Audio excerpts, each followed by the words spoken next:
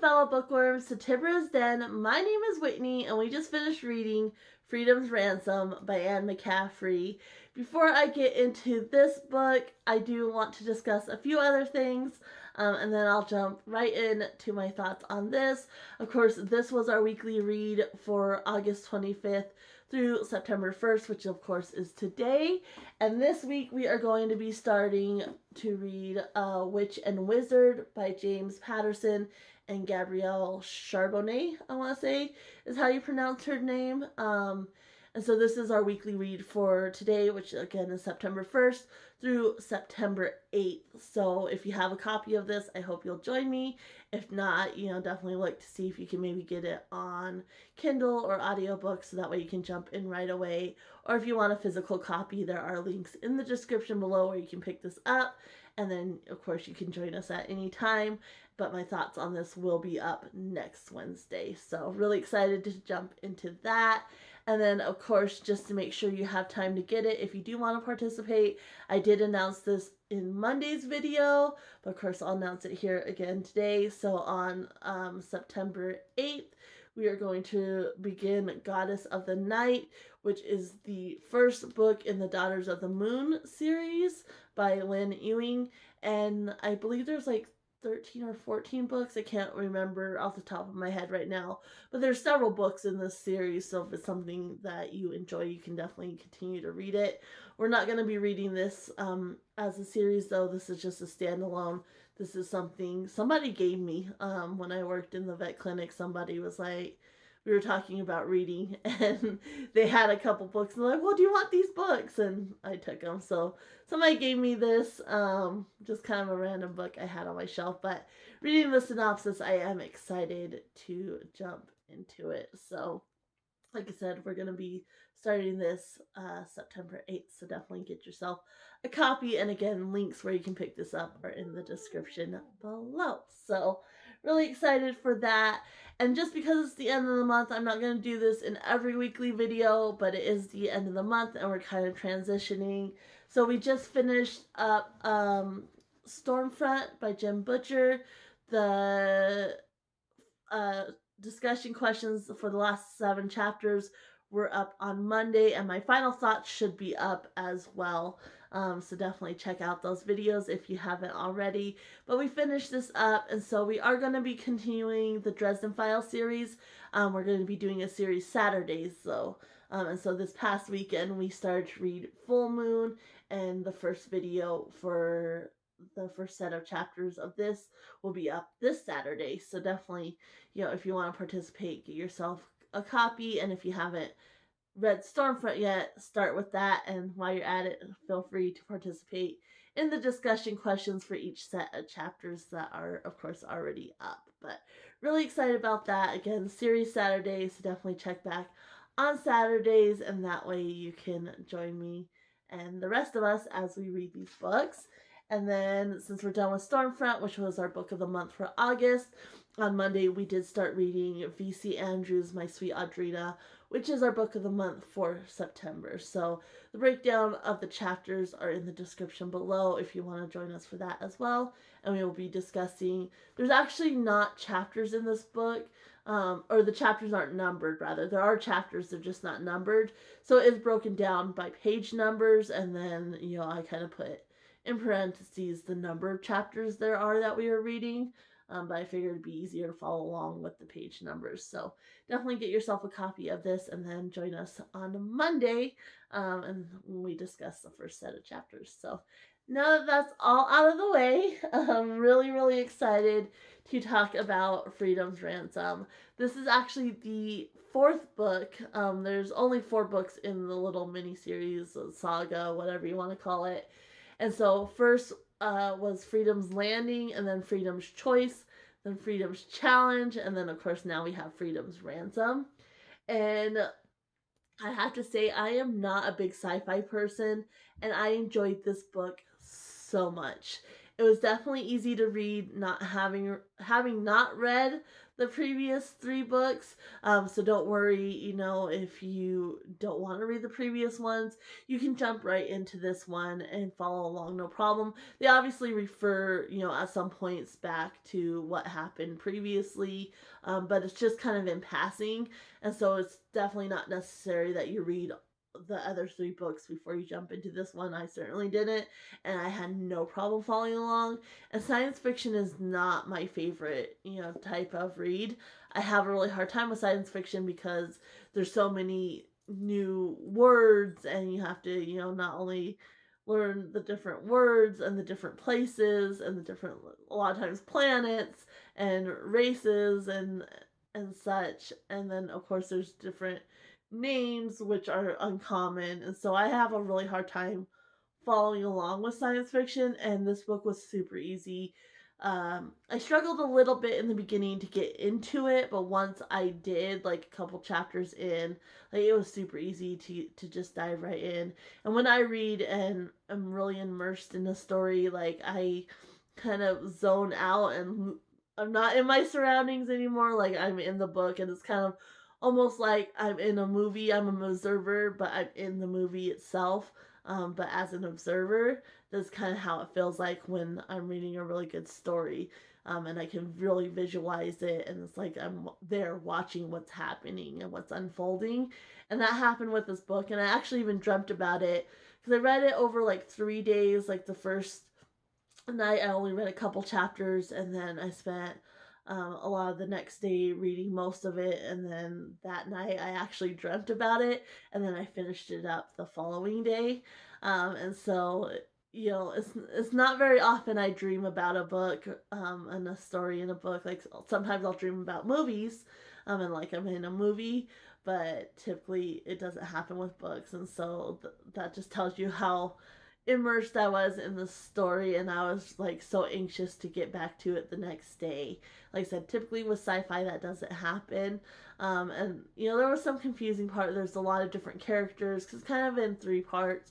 You have the first part where you're on the planet they're living on, Botany, and you're kind of just getting introduced, and they're getting ready for their mission, and then they go to Earth, which they also call Terra, which I was researching, and it actually is a common in science fiction to kind of call Earth Terra, and then people from Earth Terrans. And so I don't read science fiction, so I didn't realize that, and it was really confusing for me at first because she kind of used it interchangeably. Sometimes she would call it Earth, and sometimes she would call it Terra.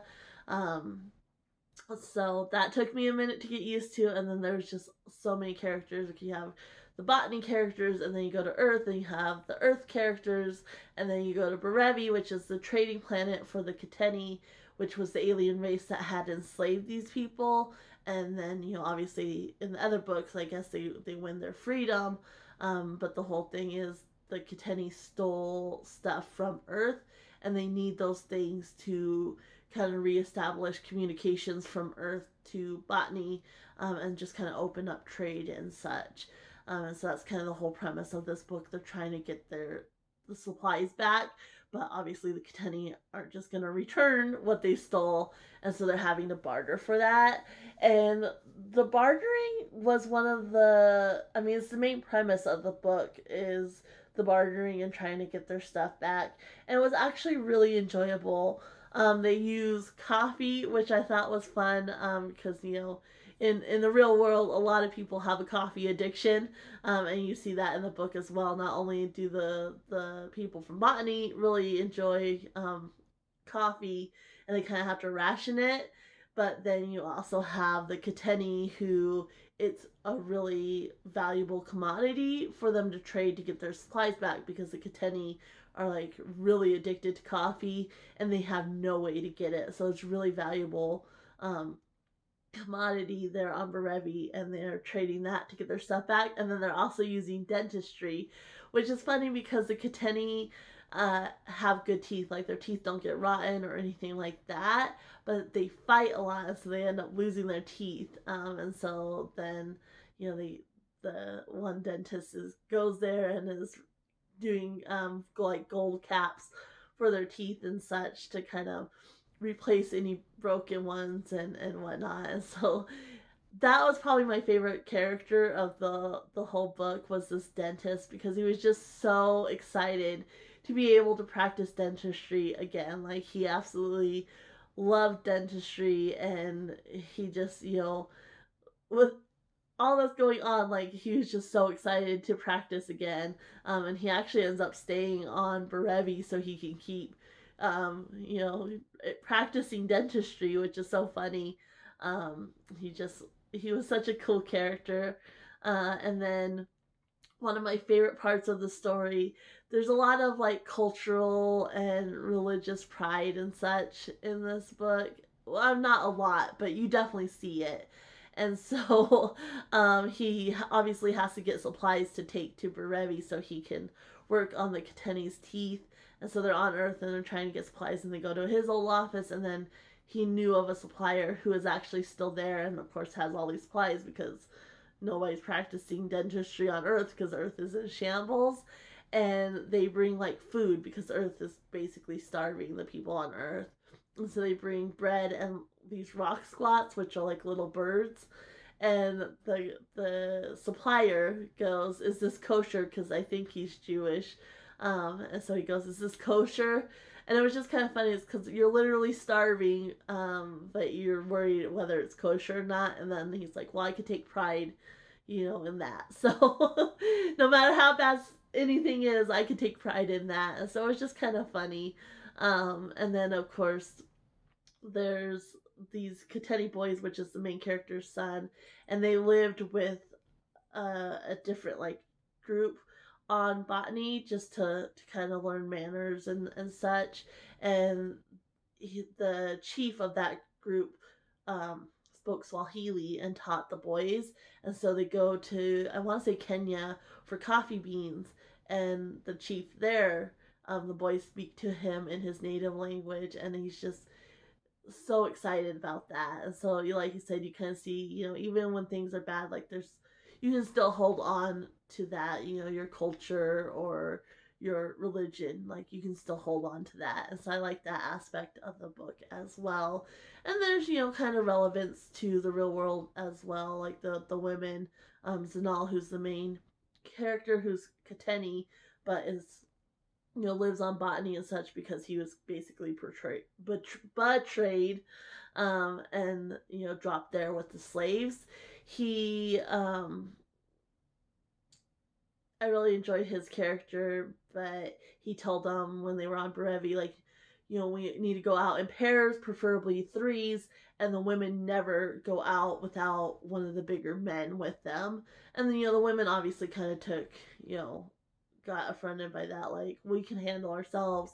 And it's like, no, like, you don't understand like what you're dealing with. And so it was just like that, because we see that, in real life as well, like women need to take certain precautions, even though if you're perfectly capable, like, you still have to take certain safety precautions. And so I really like that part of the story as well. And so overall, like I said, it was just a really good book. And so far, this is definitely my favorite book that we've read on this channel, which is kind of surprising to me, because I don't typically like sci-fi. And, I thought, reading Nora Roberts as our first book of the month, like, she's my favorite author, so I figured that book would be my favorite book that we've read so far. But it's actually Freedom's Ransom. And there's actually a quote. I think I'm going to start doing this at the end of each video, just kind of my favorite quote from that week. And so this one says, and this is in chapter 10, page 217, in case you're interested, but it's Zanal, which is the Kateni man, who lives on botany, and he's like the main male character. He says, "The Terrans had so many of these little sayings, cryptic comments that confused him." And I really like that line, because sometimes that's how I feel. As I mentioned before, I am autistic, and so I, of course, grew up hearing all these little sayings, but there's still sometimes I'll hear a new one, and I'm kind of like, huh? And so that's often how I feel, is like, what? Like, what do you mean? And sometimes I even have to ask my husband, like, what something means. Like, I don't get it. And so I just really, really liked that quote because it was really enjoyable for me and I could really relate to that. And so that was one of my favorite quotes from the whole book. But yeah, I would definitely highly recommend this book if even if you don't like sci-fi, but you're trying to kind of expand your horizons a little bit and get into different genres. Like, I would strongly recommend this book. Definitely, like I said, my favorite that we've read so far.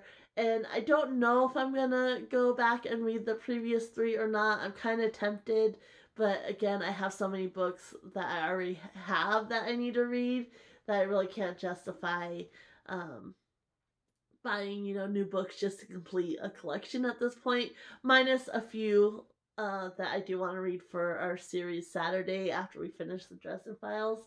But definitely very enjoyable, and I have no doubt if you pick up the previous three and read them that you would probably enjoy those as well. So definitely strongly recommend this, and just really was really enjoyable, and a lot of kind of subtle humor in there that made it a really fun book.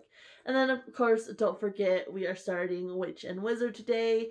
And so, if you want to participate, definitely get yourself a copy however you can. And join us next Wednesday as we talk about this book. But that's it for today. I hope you guys have a good one. Happy reading, everyone. Bye.